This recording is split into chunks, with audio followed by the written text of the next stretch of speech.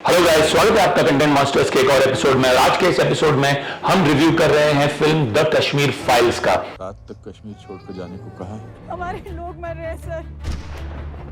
कश्मीर चल रहा है, खुलेआम कश्मीरी हिंदुओं का कत्ले आम हो रहा है। द कश्मीर फाइल्स के मुख्य कलाकार हैं अनुपम खेर, मिथुन चक्रवर्ती, पल्लवी जोशी, दर्शन कुमार, प्रकाश बेलांडी, पुनीत सर, भाषा शुक्ली, चिन्मय मांडलेकर और अतुल श्रीवास्तव। इसे डायरेक्ट किया है विवेक रंजन अग्निहोत्री ने। इनकी last film the Tashkent files भी एक सरप्राइज स्लीपर हिट हुई थी उस साल की। कश्मीर फाइल्स को रिलीज होकर एक हफ्ता हो चुका है, काफी ऑडियंस अप्रिसिएशन मिला है। बॉक्स ऑफिस पर इस फिल्म ने धमाका कर रखा है। जैसा सोचा भी ना गया हो इस तरह का रिस्पांस मिला है इस फिल्म को। So does the film live up to its hype? Is it as hard hitting as people are saying it is? Does it bring alive the truth as the people are saying it is? सबसे पहली बात तो बतौर film भी अगर मैं Kashmir files की बात करूं तो बहुत ही बढ़िया फिल्म है, बहुत ही वेल रिसर्च फिल्म है, तथ्यों के आधार पर बनाई हुई फिल्म है।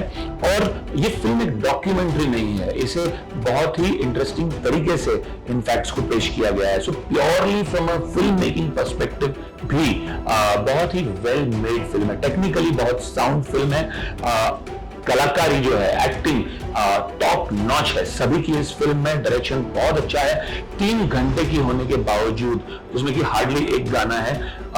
ये फिल्म एक्चुअली देखा जाए तो कमर्शियल सिनेमा या सिनेमा इन जनरल के हर रूल को तोड़ती है। 3 घंटे की फिल्म है, असली कहानी पे आधारित है, कोई आइटम सॉन्ग या मसाला सॉन्ग नंबर्स नहीं है। फैक्ट्स को जैसे हुआ था उस तरह से पेश किया गया है, तो कई बार लोगों की हिम्मत नहीं होती इस तरह की फिल्म में बैठ पाना। Through out for 3 hours release just हुई है, उसके एक हफ्ते पहले गंगूबाई काठियावाड़ी और अभी एक हफ्ते बाद बच्चन पांडे रिलीज हुई है। तो बड़ी कमर्शियल फिल्म्स के बीच में रिलीज हुई है।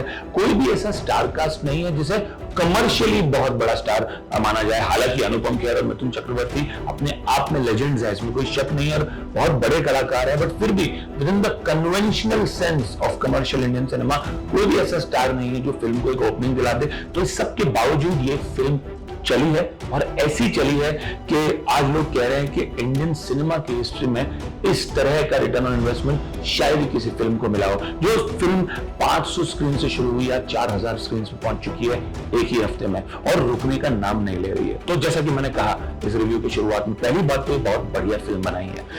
अब आते हैं दूसरी बात पे। कुछ तबकों को लग रहा है कि फिल्म शायद सच्चाई को नहीं बता रही है, शायद ये फिल्म वापस उन घावों को कुरेद रही है जो भरने लग गए थे। तो मेरा ये मानना है, और ये मेरा पर्सनल मानना है, आई एम श्योर कुछ लोग सहमत ना भी हो उससे, कि सबसे पहले ये ट्रेजेडी हुई थी और ये फिल्म उसी ट्रेजेडी को दर्शाती है एज इज। हर किस्सा जो इस फिल्म में दिखाया गया वो किस्सा हुआ था, और मेरे हिसाब से किसी भी घाव को या किसी भी इस तरह के जेनोसाइड या त्रासदी या नरसंहार को क्लोजर अगर करना है तो सबसे पहले उसे एक्नॉलेज करना पड़ता है, और ये फिल्म एक अहम काम करती है इस ट्रेजेडी को एक्नॉलेज करने का। और कई सारे लोग इंडिया में आज इस ट्रेजेडी के बारे में शायद ज्यादा जानते हैं। अफसोस की बात है कि ये बात उन्हें पहले ही जाननी चाहिए थी, बट नॉनदलेस इस फिल्म के आने के बाद अब लोग हिंदुस्तान में इस ट्रेजेडी के बारे में जानते हैं। मैं खुद इस ट्रेजेडी के बारे में काफी पढ़ चुका हूं। कई किस्से जो है इस फिल्म में जो दर्शाए गए हैं वो किस्से मैं खुद पढ़ चुका हूं, नाम भी मैं जानता हूं, बट फिर भी जब उन किस्सों को मैं ऑन सिनेमा देखता हूं तो रूह कांप जाती है। आप कहीं ना कहीं सहम जाते हैं। जब थिएटर के बाहर आप निकलते हैं ऑडियंसेस के साथ, एक अजीब सी खामोशी है पूरी ही ऑडियंस में जो इस फिल्म को देख चुकी है। सब सहम गए हैं, और निकलते वक्त ऐसा कोई गुस्सा या आक्रोश नहीं नजर आता, सहमे हुए चेहरे बाहर निकल रहे हैं थिएटर से इस फिल्म को देखने के बाद। और कहीं ना कहीं इंडिया के कलेक्टिव कॉन्शियंस पे भी ये कमेंट करती है कि किस तरह से इंडिया एज अ कंट्री इस ट्रेजेडी को भुला चुकी थी, एक्नॉलेज भी नहीं किया था। और वही जो भाव है वो लोगों के चेहरे पे दिखता है कि कैसे इस चीज को भूल गए लोग। और मेरे हिसाब से तो क्लोजर का प्रोसेस वहीं से शुरू होता है जब हम एक्नॉलेज करें। एक्नॉलेज करने के बाद ऑब्वियसली इंसाफ आता है, जो नेक्स्ट लेवल है, बट पहली ही लेवल को क्रॉस नहीं किया गया, एक्नॉलेज ही नहीं हुई ये ट्रेजेडी, और ये फिल्म उस ट्रेजेडी को एक्नॉलेज करती है। अब बात करते हैं परफॉर्मेंसेस की। Anupam Kher as Pushkar Nath Pandit does a phenomenal job. Anupam Kher से हम इससे कम कुछ एक्सपेक्ट भी नहीं करते और वो सारी उम्मीदों पे खरे ही उतरते हैं। उनका जो डाइंग सीन है, जब तक उन्हें डिमेंशिया हो चुका होता है और आर्टिकल 370 रिपील होने के बावजूद वो यही बोलते जा रहे हैं कि अगर ये हो जाता तो मैं कश्मीर जाता, is very telling and वो सीन याद रहेगा कई सालों तक लोगों को। जरा भी I would say over the top नहीं रहा है, बहुत ही बैलेंस्ड परफॉर्मेंस दिया है अनुपम खेर ने। जहाँ शिव सरस्वती ऋषि कश्यप हुए वो कश्मीर हमारा था, जहाँ पंचतंत्र लिखा गया वो कश्मीर हमारा था। तू जानता ही क्या है कश्मीर के बारे में? I think this performance clearly shows किस तबके के कलाकार हैं अनुपम खेर, क्यों उन्हें इतना हाईली रिगार्ड किया जाता है। Mithun Chakraborty as the principal secretary was posted in Kashmir, उन्होंने बहुत बढ़िया काम किया है, बहुत ही न्यूएंस्ड परफॉर्मेंस है, जरा भी लाउड नहीं है परफॉर्मेंस। इस तरह की परफॉर्मेंस आसान नहीं होती, डिफिकल्ट होती है, लेकिन मिथुन चक्रवर्ती ने बहुत बढ़िया परफॉर्मेंस दी है इस फिल्म में। Again a performer who's broadly been known for his dancing and action skills. Again, this is one more addition to Mithun's work, which showcases his true potential as a performer. Pallavi Joshi clearly is a surprise packet of the film. Not that उनसे इस performance से कम कोई उम्मीद भी थी, but उन्होंने बहुत बढ़िया काम किया है। एक जेएनयू के प्रोफेसर पे आधारित रोल पे उन्होंने बिल्कुल अपने परफॉर्मेंस पे खरी उतरी है। ऐसा लगता है जैसे उन्होंने ये परफॉर्मेंस लिव की हुई है, ऐसा लगता है कि वो खुद ही इस तरह के इंस्टीट्यूट में प्रोफेसर रह चुकी है। इतनी खूबसूरती से उन्होंने अदाकारी की, और जो गाना गाया उन्होंने हम देखेंगे बहुत बढ़िया गाया। इतनी खूबसूरत आवाज है पल्लवी जी की। Kashmir has never been an integral part of India and this is a historical fact. Clearly you can feel that ये बंदी जो है इसको आपने कहीं देखा है, किसी तो न्यूज इंटरव्यू में या किसी न्यूज चैनल पे या किसी रैली में आपने इस कैरेक्टर को देखा है। जैसा कि मैंने कहा, बहुत ही वेल रिसर्च्ड फिल्म है, इसलिए पल्लवी जोशी का कैरेक्टर इतना ऑथेंटिक लगता है। बहुत बहुत बढ़िया काम किया उन्होंने। दर्शन कुमार याद रखे जाएंगे उनके लास्ट के 15 मिनट के मोनोलॉग की वजह से। बहुत बढ़िया काम किया है। लिटरली लास्ट 15 मिनट में जब वो बोलते हैं, आपको लगता है कि वो दिल से बोल रहे हैं, उनके दिल से वो चीख निकल रही है, उनके गले की नसें तक नजर आती है जब वो स्पीच दे रहे होते हैं अपने कॉलेज में। बहुत बढ़िया काम किया है एज पुष्करनाथ पंडित ग्रैंडसन, जो कि कंफ्यूज्ड हैं कि वो हिंदुस्तान की गवर्नमेंट के खिलाफ लड़े, आजादी के नारे लगाए, या कश्मीरी पंडितों के बारे में बात करें। बहुत बहुत बढ़िया काम किया दर्शन कुमार ने। चिन्मय मांडलेकर, जो कि एक सेपरेटिस्ट टेररिस्ट का रोल प्ले कर रहे हैं, he will send the chills down your spine। इतना बढ़िया काम किया चिन्मय मांडलेकर ने भी। आप लोग अगर ट्रेलर देखेंगे तो लिटरली इंटरव्यूज है लाइव इस तरह के सेपरेटिस्ट के, जिसने ऑन कैमरा एक्सेप्ट किया है कि उसने किलिंग्स की थी, और एग्जैक्टली वही रोल चिन्मय मांडलेकर ने किया है। लिटरली आप उस सेपरेटिस्ट में और चिन्मय मांडलेकर के किरदार में कोई भी फर्क नहीं देखेंगे। Again like I said, performances बहुत अच्छी है, लेकिन उतना ही क्रेडिट जाता है डायरेक्टर विवेक अग्निहोत्री को भी, क्योंकि उन्होंने इतनी बढ़िया रिसर्च की, इतनी डिटेल रिसर्च की है इस फिल्म को लेकर। वो दिखता है हर कैरेक्टर में, हर कैरेक्टर के परफॉर्मेंस में वो नजर आता है। Prakash Belawadi, Atul Srivastava, Puneet Issar from the rest of the star cast, उन्होंने भी बहुत अच्छा सपोर्टिंग काम किया है। जैसे मैंने कहा कि फिल्म कहीं ना कहीं तो छू हुए लोगों को, क्योंकि फिल्म सच पर आधारित है।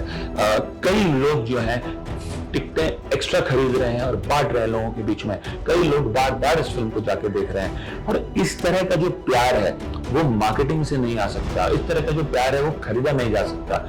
कहीं ना कहीं फिल्म अच्छी बनी है, लोगों को छुई है, इसीलिए वो बार बार देखना जा रहे हैं। और ऐसी कोई घटना हुई नहीं है कि वो कह सके कि इस फिल्म की वजह से लोगों में डिवाइड फैलेगा, ऐसा कुछ भी है। आई थिंक जो हुआ वो दर्शाया गया है, इसके अलावा इस फिल्म में कुछ नहीं कहा गया है। और ये डॉक्यूमेंट्री फॉर्मेट में नहीं है, बहुत ही इंटरेस्टिंग तरीके से दर्शाया गया है। एक अच्छी फिल्म बनाई है, एंड आई थिंक अपलॉड करना चाहिए विवेक अग्निहोत्री को इस फिल्म के लिए। आसान नहीं होगा ऐसी फिल्म को बनाना। जब आप ऐसी फिल्म बनाना शुरुआत करते हैं, आपको ये भी पता नहीं होता कि फिल्म रिलीज होगी भी कि नहीं। अगर ये फिल्म रिलीज हो गई तो फिल्म पैसे कमाएगी भी कि नहीं, इसका रिटर्न ऑन इन्वेस्टमेंट कुछ भी निकलेगा भी कि नहीं।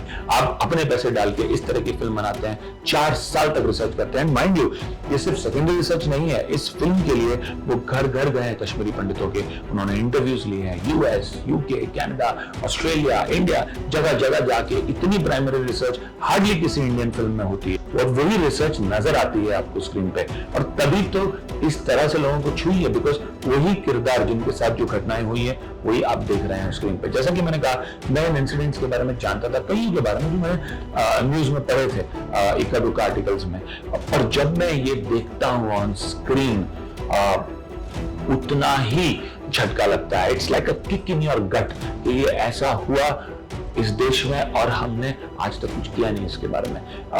लाइक आई सेड, एक कलेक्टिव कॉन्शियंस इस देश की जो है उस पर भी सवाल उठाती है फिल्म जो 30 साल हुआ था उसके बारे में, और कहीं ना कहीं आप जब बाहर निकलते हैं फिल्म रह जाती है आपके दिल में। सो the biggest credit therefore for this film has to go to the captain of the ship, Vivek Ranjan Agnihotri, and hats off for making a film like this। and एक और बात तो कहनी पड़ेगी, होल्ड्स में लोग वापस सिनेमाघरों में आए हैं इस पैंडेमिक के बाद, वो भी क्रेडिट देना पड़ेगा उनको कि इस तरह से लोग एकाग्रित हुए हैं इस फिल्म को देखने के लिए। The way people have thronged back to the cinemas, वो भी credit I think Vivek Agnihotri को देना ही पड़ेगा जो उनकी फिल्म ने किया है। So all in all I would strongly recommend that you watch this film.